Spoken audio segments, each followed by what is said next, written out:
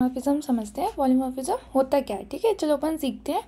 Actual में polymorphism का मतलब ही क्या होता है। पॉलीमॉर्फिज्म मीन्स मैनी फॉर्म्स, मतलब अगर एक ही इंसान अलग अलग तरीके से काम करे उसी को हम पॉलीमॉर्फिज्म कहते हैं। जैसे कि अपने पापा जी, मतलब वो घर के फादर भी हैं, ऑफिस में काम करते हैं तो वहाँ के बॉस भी हैं, किसी के फ्रेंड्स भी हैं, पर अपने लिए तो पापा जी हैं, वो उनका डिफरेंट रोल है। ऐसे ही same person but different roles, ऐसे ही पॉलीमॉर्फिज्म होता है। Poly and morph, poly means many and morph means forms, तो वन है बट डिफरेंट एक्शन।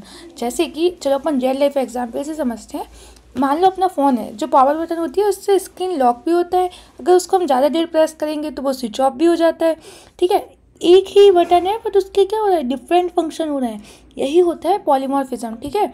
पॉलीमॉर्फिज्म के दो टाइप्स होते हैं, एक होता है मेथड ओवरराइडिंग, एक होता है मेथड ओवरलोडिंग।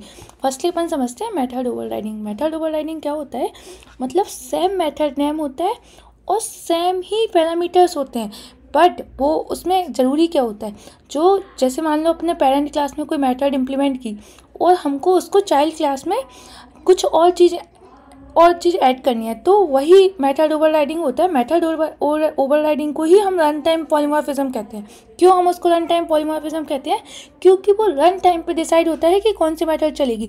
जैसे कि ये एग्जांपल है, मान लो ये एनिमल क्लास है, ये साउंड अपन ने, ये पेरेंट क्लास है, इसके अंदर अपन ये साउंड क्लास मेथड बनाई, ठीक है। अब यही मेथड ये चाइल्ड क्लास है डॉग, इसमें भी साउंड है, इसमें भी साउंड है, सेम मेथड नेम है और सेम पैरामीटर्स है, ठीक है। तो क्या होगा, हर चाइल्ड क्लास के लिए वो जो पेरेंट क्लास के मेथड को इनहेरिट तो कर रहा है, पर वो हर चाइल्ड क्लास के लिए डिफरेंट तरीके से वर्क करेगी।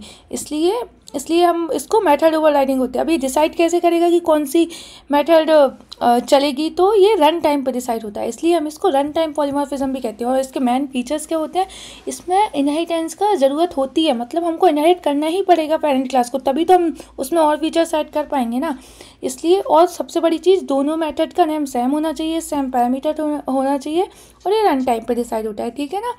अब हम समझते हैं मेथड ओवरलोडिंग। मेथड ओवरलोडिंग क्या होता है, same name but different parameters. मान लो इसको हम पहले तो हम इसको कंपाइल टाइम पॉलीमॉर्फिज्म भी कहते हैं। क्यों कहते हैं कंपाइल टाइम पॉलीमॉर्फिज्म, बिकॉज ये कंपाइल टाइम पे डिसाइड होगी कि हमें कौन से पैरामीटर चलाना है, ठीक है। अब कैसे होगा, मान लो अपन पहले एग्जाम्पल देखते हैं, ठीक है। ये ऐड क्लास है, ठीक है, इसमें अपन ए और बी दो पैरामीटर्स है, उसको ऐड कर रहे हैं। यही ऐड मेथड है, ठीक है।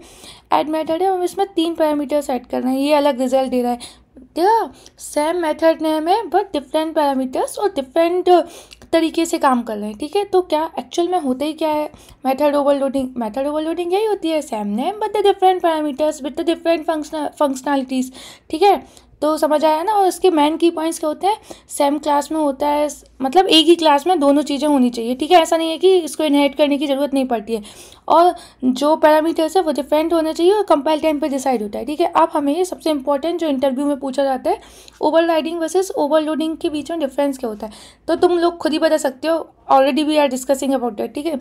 जैसे कि मेथड ओवरराइडिंग में अपन को मतलब जो पेरेंट क्लास है उसको चाइल्ड क्लास को इनहेरिट करना पड़ता है, ठीक है। पर मेथड ओवरलोडिंग में ऐसा कुछ नहीं होता, उसमें सब सेम क्लास में होता है।